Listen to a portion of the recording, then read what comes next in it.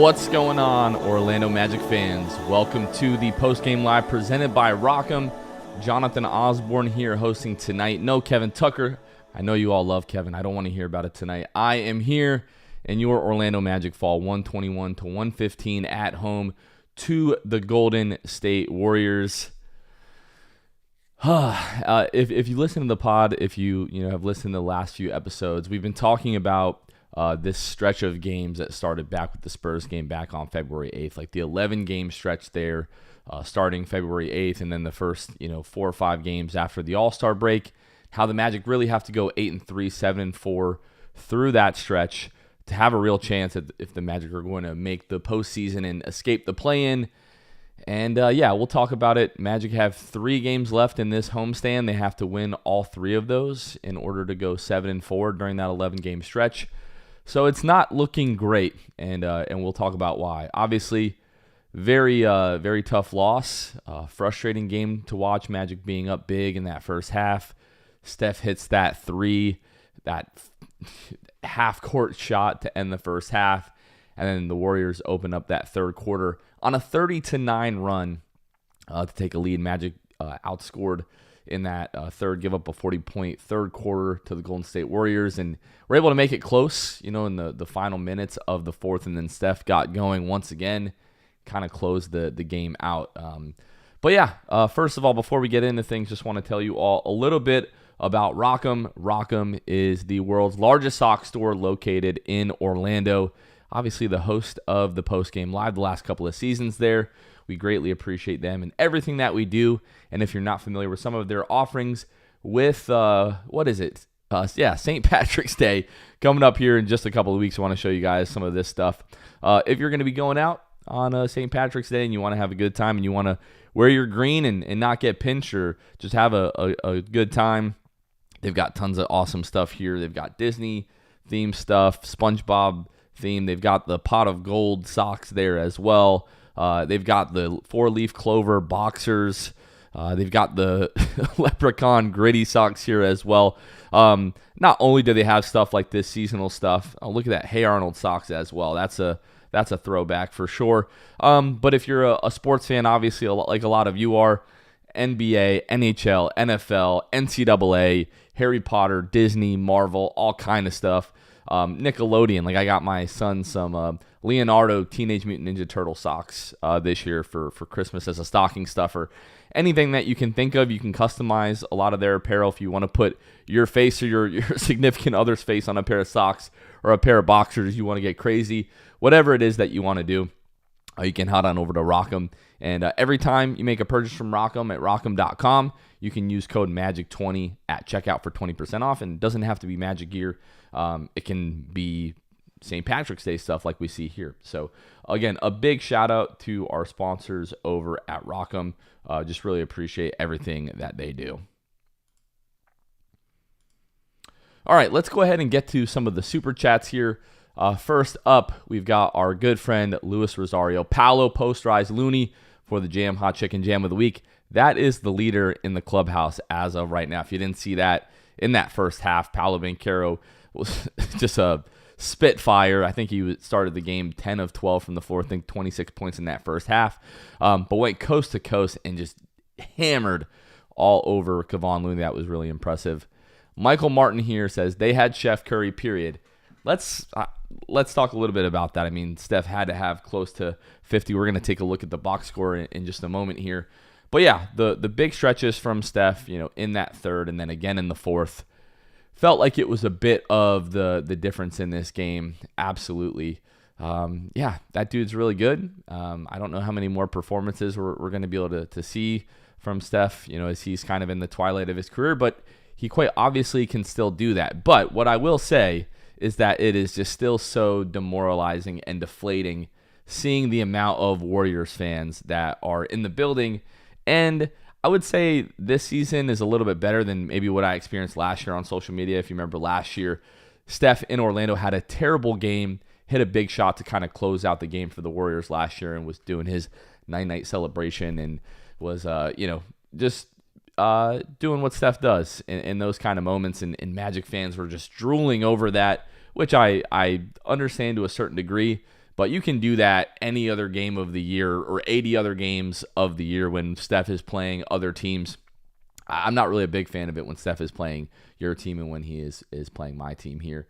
Shahin G with the massive super chat here. Really, really appreciate that. Bad game, but our stars showed up, and I'm happy with that. Life's been great for me lately. Showing love to y'all. Hit that like button. Really, really appreciate that, Shahin.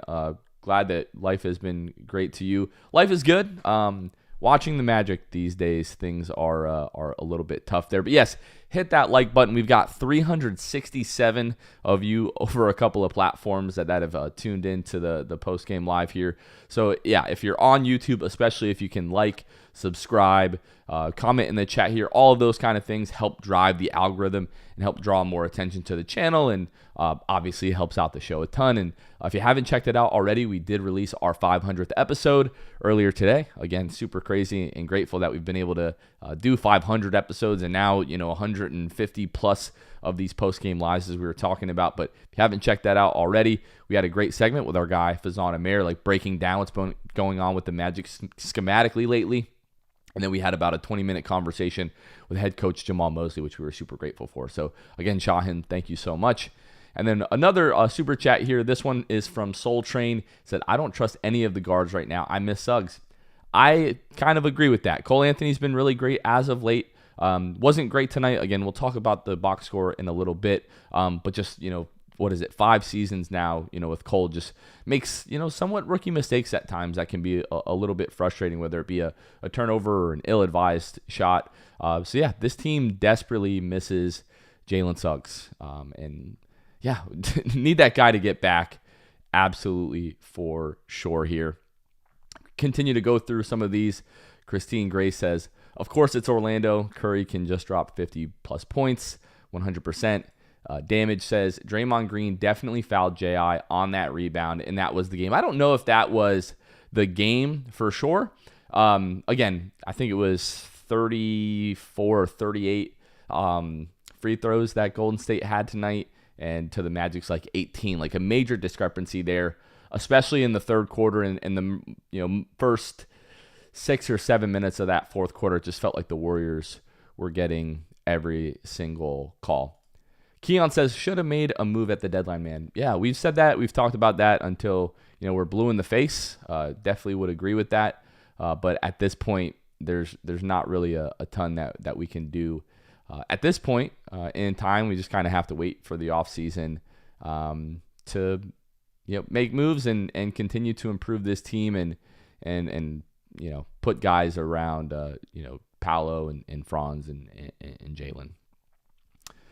Let's see, a couple of these that I can't really read. They're definitely making me laugh. David T says, so many Warriors fans in the stadium. So sad. Yeah, I would completely agree with that. Kevin has talked about this. I know that there's definitely at least a good amount of fans in the building who any other night of the year, they're rooting for the Magic, unless maybe they're Celtics or they're Lakers or whoever other bandwagon teams that they choose to root for. And then yes, when the Warriors come into town, they put on that Steph jersey and they go crazy, especially when the guy has a game like he did tonight. But it's really frustrating. I mean, part of why we're so passionate about doing what we're doing is because we want that to never happen. Like, we don't want that to be something that we tolerate as a fan base. Like, being a fair weather fan and putting on another team's jersey when they come to town. Like, you don't see that stuff, in the Garden. You don't see that stuff in Boston. You don't see that kind of stuff in Philadelphia. And nobody's claiming that Orlando is one of those towns. But hey, I mean, can't help us for dreaming, right? Janine, our good friend Janine, 34 to 18 free throws when our guys are attacking the rim is insane. I do feel like, especially in the second half, when Quentin Post came out of the game after that initial run to start the second half, guys were going to the rim and weren't really getting rewarded for that. Like, there were multiple Paolo attempts, there were multiple Franz attempts.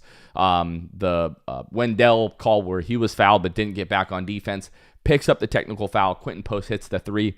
You don't love to see that. You have to have a little bit more composure there. But yeah, the officiating was awful tonight. Like, you're essentially doubled up in the free throw department tonight. Just really, really awful. Jason Slam 2K says, I'm worried right now. I understand like the worry. What are we worrying about at this point? This team is essentially a 500 team with the way that they're playing right now. The lack of shooting, the lack of consistent defense. Like the first half was incredible. The third quarter was, as bad defensively as we've seen this team in some time. And sure, like Curry's hitting threes, whatever. But like 2 straight games in a row where teams are just having big offensive, outbursts, in certain quarters. So one thing I say we don't really need to worry about at this point is like making the playoffs outright. Like unless, and we'll talk about this as we talk about some of the upcoming games and the standings, but unless like you absolutely have to win these next 3 games in a row. If you don't, I don't think you have a realistic chance of making the playoffs, and we'll resign ourselves to making the play-in and kind of seeing what happens there. You're far ahead of like Chicago and Brooklyn and some of those other teams that I don't think we should be worried about missing the playoffs altogether. Like this team will at least be in the play-in. But Escoso Fresco says KCP with yet another wide open brick. KCP, I think it was 35 points tonight, or 35, definitely not points, 35 minutes tonight, not a single point. I don't think it is dramatic or hyperbole to say that the KCP signing has not worked out. Now, could we talk ourselves into adding some more shooting, everybody being healthy and running it back with KCP next year? I don't know. Maybe. We'll worry about that in the offseason, but he has not played up to our expectations here to start the season. Bo Samioglu, sorry, I just butchered your name, Bo. Really did not want to do that. But man, after Paolo and Franz, there isn't a single player who can score. It definitely, genuinely, really does feel like that a lot of the times here. And we will jump to the box score here in just a moment. But Destin for Greatness saying between turnovers and Curry playing out of his mind, we come up short once again. Yeah, absolutely 100% agree with that. And I think good opportunity for us to jump over to the box score here. I do want to zoom in just a little bit here in Chrome if we can. Can you all see that? Yeah, zoom in just a little bit there. So let me hop over here. Paolo Banchero, 41 points, 6 of 27 from the floor, 59%. 4 of 10 from behind the arc, 5 of 8 from the free throw line. Want to see him knock down a few more there.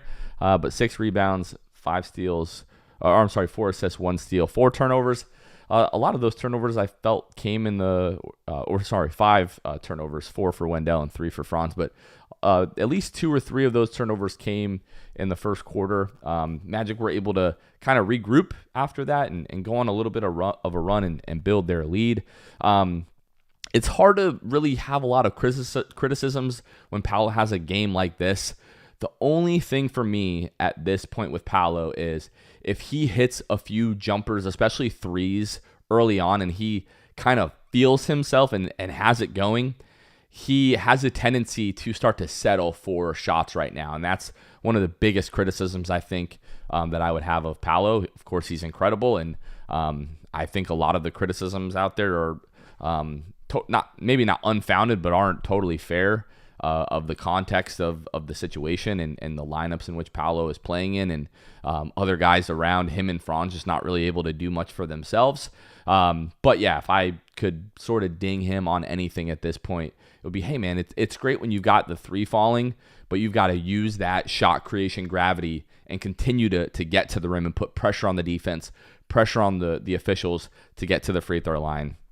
Scroll up here, 34 free throws for the Golden State Warriors, 12 for Steph Curry, 7 for Draymond, 7 for Moses Moody. For Moses Moody to have 7 free throws in a game kind of feels like something didn't quite exactly go right.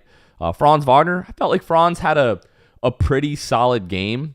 27 points, 11 of 22 from the floor, 4 of 5 from the free throw line, 1 of 4 from behind the arc. 2 rebounds, 4 assists, 3 steals.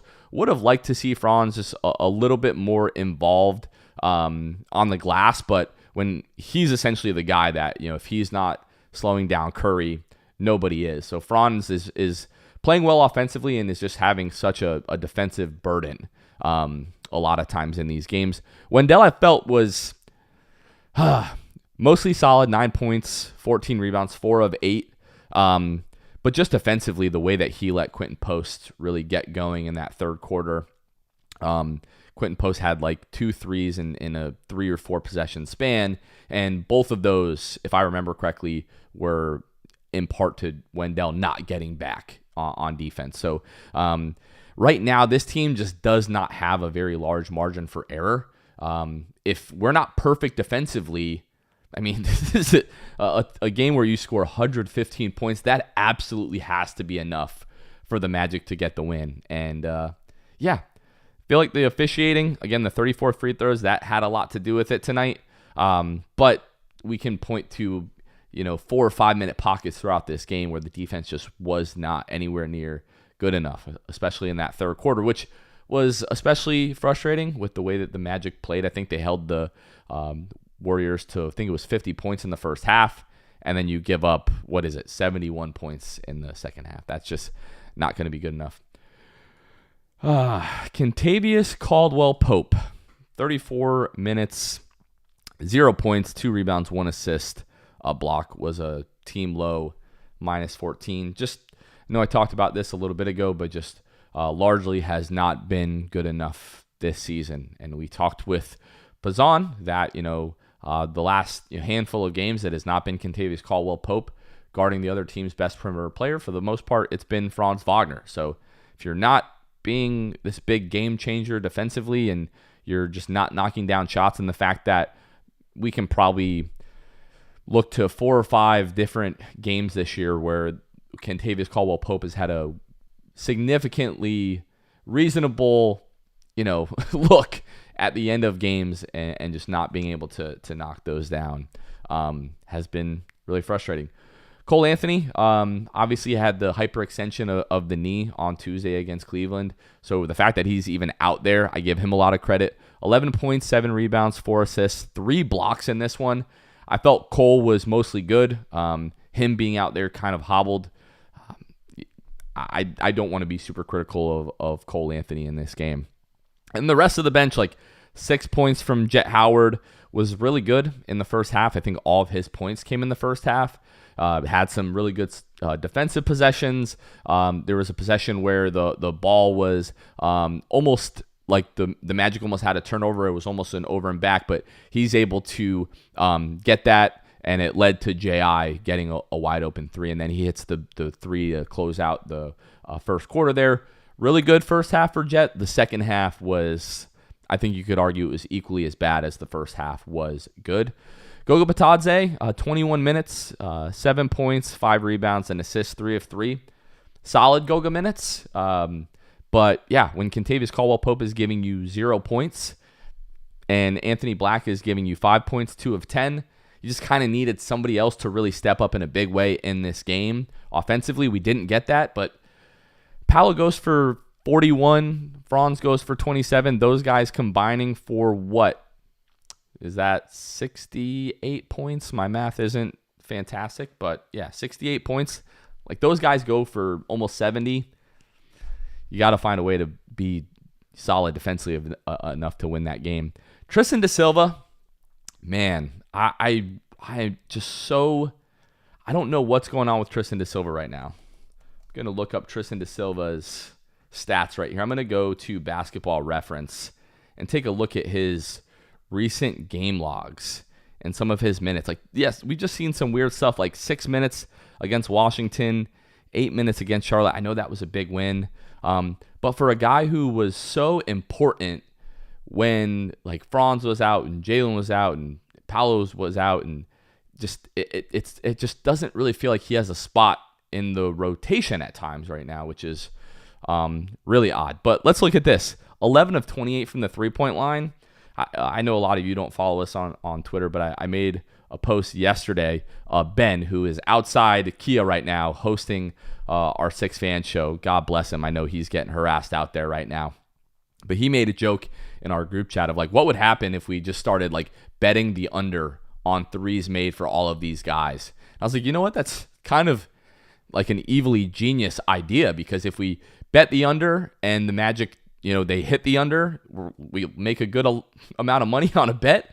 And if the Magic hit the over, then it means the Magic are shooting better than usual and things should pan out for us. Yeah, 39% from three, 50% shooting from the floor, 77% from the free throw line. Like, the Magic have to win that game. And 18 turnovers, that was a big part of what kept the Warriors in the game like early on, and a big part of what got them back into the game a little later on as well. All right, let's go back to the chat here. Let's see what we have here. David Erickson says, don't let him shoot. I wonder who he's talking about, right? Definitely talking about Steph Curry. Janine Richmond says, is Jalen ever coming back? I don't know. He was really engaged on the sideline tonight. I really liked his energy and trying to be as engaged as possible, as he's not obviously able to play in these games. But yeah, he was ruled as doubtful for a handful of games before the All-Star break, and since then he's just been out. And each report that we have and lack of updates don't really seem very encouraging. Luis Rosario says, Magic shot 82% from the field in the first quarter, and we still give away the game. Yeah, I think that's wasting like really good Paolo and Franz performances when those guys both have really good games on the same night. Yeah, it's frustrating. You just have to find, if nothing else, the Magic have to find ways, and let me go back to this view here. So there we go. The Magic just have to find ways to win a game where you score 115 points. I don't know. Let me go back to the box score on my own here. NBA.com does not have the separate analytics for like offensive and defensive ratings, but I'm going to venture to guess that the defensive rating tonight was not very good. Steven C says KCP is a shooter who can't shoot. I don't think the demand would be very high. Yeah, I don't know. A lot of you are saying the same thing. Really sucks. Gabe Maldonado. Oh, thank you for bringing this up. MVP chance for the other team will go a long way when a star player is deciding they want to stay and not in the right direction. Yeah, I don't think it feels good, for a guy like Paolo or a guy like Franz or any of these guys, really, when the other team stars getting MVP chance at the free throw line late in games. I guess the easy response to that is to win games. And yeah, when a team goes on a dynastic run like the Warriors did, where they win 4 titles over the course of a decade, how many of you know your parents are Chicago Bulls fans or know people who are Chicago Bulls fans because of the Jordan Bulls in the 90s? Like, when a team wins at that rate, that's just kind of what happens. Like, it becomes a global phenomenon with a new wave of team fans for that team, which is why we would really love to see this team win a championship, win multiple championships, and kind of have that like global effect. Right now that kind of seems like a pipe dream, but just trying to remain optimistic that this team will figure it out at some point, hopefully as early as these last 21 games that we have now, and maybe this offseason. This one made me laugh. Brian G, like Plankton said, goodbye everyone, I'll remember you all in therapy. Yeah, I mean, that's kind of where we are right now. Soul Train, this is kind of my point. Warriors are like the Chiefs when it comes to having bandwagon fans. Everywhere you go now, you see Chiefs fans. 10 years ago, I knew maybe like 1 or 2 Chiefs fans. I've met like 1 or 2 Chiefs fans in my entire life. And those guys go on and win a few titles, and now everybody is Chiefs fans. Or if you're a Taylor Swift fan, I guess that's reason enough to be a Chiefs fan these days. Don S88 says, here's the thing. Every team is smart enough to know he's only got ice hands because he's wearing a Magic jersey. He gets traded next season. He shoots 43% from 3 and everything that he's not this year. Probably talking about Kentavious Caldwell-Pope. Yeah, I understand the frustration with Kentavious Caldwell-Pope. I'm going to go through and catch up a little bit more in the chat here. Let's see, who do we have next year? Man, you guys are just dumping on Kentavious Caldwell-Pope. And yeah, I can't totally blame you all. Magic Man 407 says, threw up 19 threes. Yeah. It's tough. Lately, we're just getting blown out. We didn't get blown out in this game, but it definitely felt like it at times, and teams just making threes at the rate of which we are. Very, very tough. Michael Martin says, we had 11 threes as a team.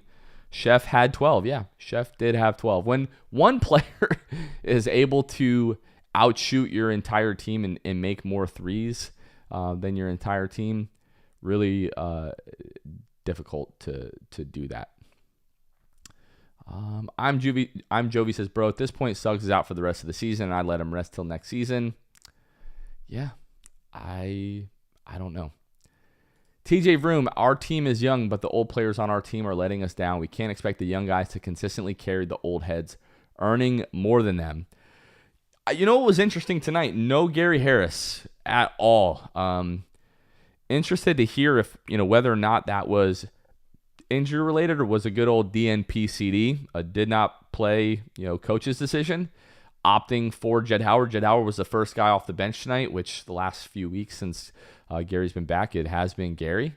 But yeah, tonight it was Jed Howard. So definitely want to see if that was because like an availability issue, which we've definitely seen with Gary, or if that is more so of Jamal Mosley thing, and he wanted to see what Jet can give us. Blake Bickerstaff says Suggs and Mo Wagner sorely missed. Yeah, and KCP. Yeah. Grits Baby says crank up the tank train. I don't think that I'm there. Just like emotionally, I don't think I could handle tanking the rest of the season away. Can't do that. Here's another one. Jonathan, we want to tank now. We are used to it. We've been through all of that plenty of times. And yeah, I am not really not really thrilled to do that. Luis Rosario says, love that Franz was super vocal at Jet when Post got behind the D for the layup. So there was that play. There was also another one with Draymond Green where he got wide open for a layup, and Jet knew it immediately. Like you see the camera just pan his face, had his jersey over his mouth. But yeah, we need that. We need Franz and Paolo keeping themselves accountable and keeping the rest of the team accountable as well. Let's see. Gonna go through the chat here, and then in just a moment we'll go ahead and take a look at the standings and some of the scores around the league here. Yeah, there's really just a lot of you. Everybody is really upset with Kentavious Caldwell-Pope. There's a lot of Jeff Weltman criticism. Man, if this is what Kevin has had to sort through in the chat here, hats off to him. David Erickson says, can't believe I'm saying this, but I'm missing Kevin. David, thanks a lot, man. Really appreciate the positive energy here in the chat. Thank you so much. David T says, the 500 episode was hilarious. When Kevin was answering your question about how he felt about the 40-point loss to Cleveland, you said, why are you yelling at me? Kevin doesn't get loud and raise his voice like that very often. So, yeah, I was a little thrown off by that as well. Okay, let's take a moment and let's jump over to take a look at the standings. Actually, before we do that, let's take a look at some of the scores around the NBA. The Bucks are up 9 right now on the Nuggets at home with 3:20 to go in the fourth quarter. Nuggets not helping us out tonight. The Hornets are down 6 to the Mavericks with 2 minutes and 30 seconds to go in the third. That game isn't really super relevant to us. Hornets are out of it for all intents and purposes. Pelicans Suns, that game is pretty close. Some of the bottom dwellers of the Western Conference there.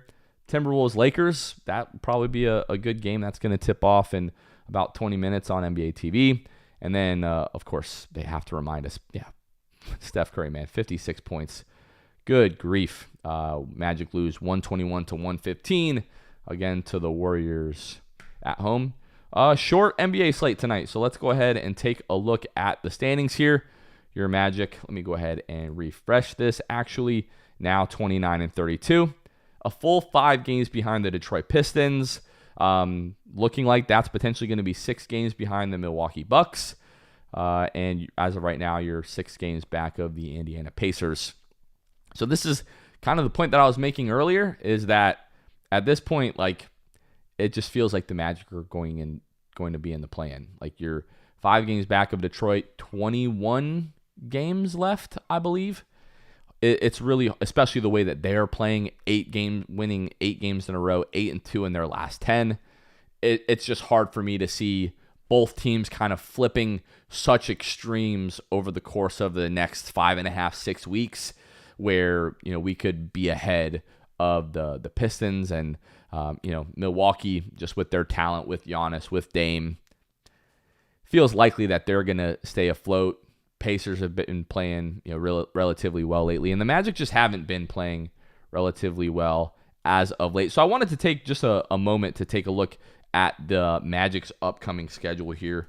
Let me zoom in on this a little bit so that you all can see that a little bit better. Let me make sure that you all can see this in general. Perfect. Okay, so this is what we were talking about. Starting here February 8th against the San Antonio Spurs through this game against Chicago. Obviously, right here, you're in the middle of that 7-game homestand. And you had a 3-game homestand right before the All-Star break. You had 1 away game against Atlanta. So yeah, again, these 11 games here, I talked about it. Kevin's talked about it. If you listen to Locked On Magic with Philip Rossman-Reich, he's talked about it as well. Like, it feels like in that 11-game stretch, it's the season, right? You go 8-3, you go 7-4. You have more confidence in the team for playing well over that stretch. That makes you feel positively about how they can perform in the future. And you're in a position in the standings where it feels like you're still kind of in the range. I pretty much resigned at this point. It would take like a miraculous turnaround for this team to go on the stretch that they need to stay out of the play-in. And if you lose any of those 3 games to Toronto, you have Toronto on Sunday at home, Toronto on Tuesday at home, and then you close out the homestand, and then you go on a pretty brutal road trip. That homestand concludes on Thursday. You lose any one of those games, you cannot convince me that we are not going to be in the play-in.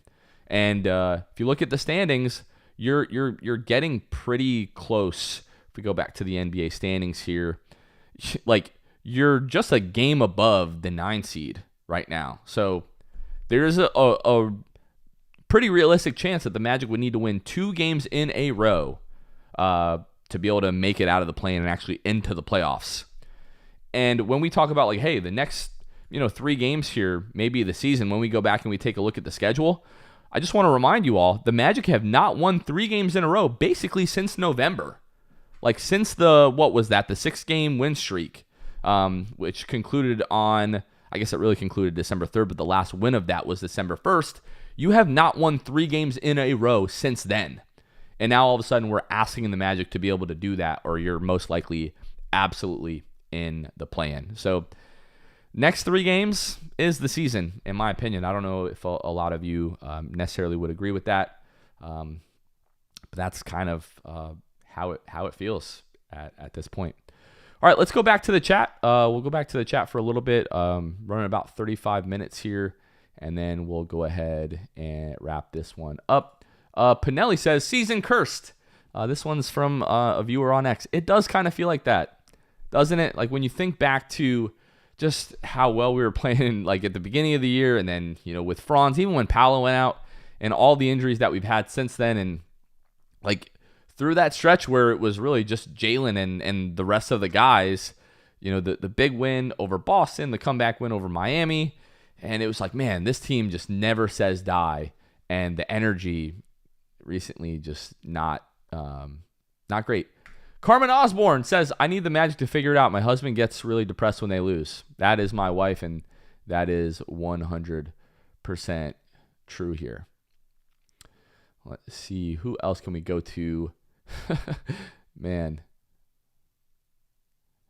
Oh, man, you guys are funny. A lot of these are funny. There is a lot of salt in here tonight, and I get it. But a lot of these, unfortunately, I cannot read some of these live. Andres Gonzalez says, we're too late for the tank. Get to the play-in. That basically is what it feels like. Tim says, the Magic will be lucky to go 8-13 the rest of the way. We might as well tank. Again, I think you're going to end up in the play-in regardless. I don't think we necessarily need to tank at this point. Hey, remember, if you end up in the play-in and you don't make the playoffs, you're still in the lottery. And stranger things have happened. So, all right, let's see. I think we're going to end up wrapping up here pretty shortly. Just a lot of emotion, guys. I understand it. I understand the frustration. I really get all of it. The Magic aren't tanking. I think it's premature to be calling for firings and things like that. We're not in a good spot right now, but to float firing Jamal Mosley or Jeff Weltman, I think it's far too premature for that. Jamal Mosley has proven when he's got a healthy roster, for the most part, he's been a heck of a coach. And Jeff Weltman's got a lot of work to do this offseason here. So, all right, folks, let's see here. Ricky Garcia, he says, I'm sick of venting. I forgot what the song sounds like. Yeah, I was really looking forward to being able to play the song tonight, but alas, we were not able to do that. Next game, got a couple of days off, then we'll have another one against Toronto. Thanks you guys for tuning into the Postgame Live. Jonathan's going to check out here. You all have a good night, and let's go Magic.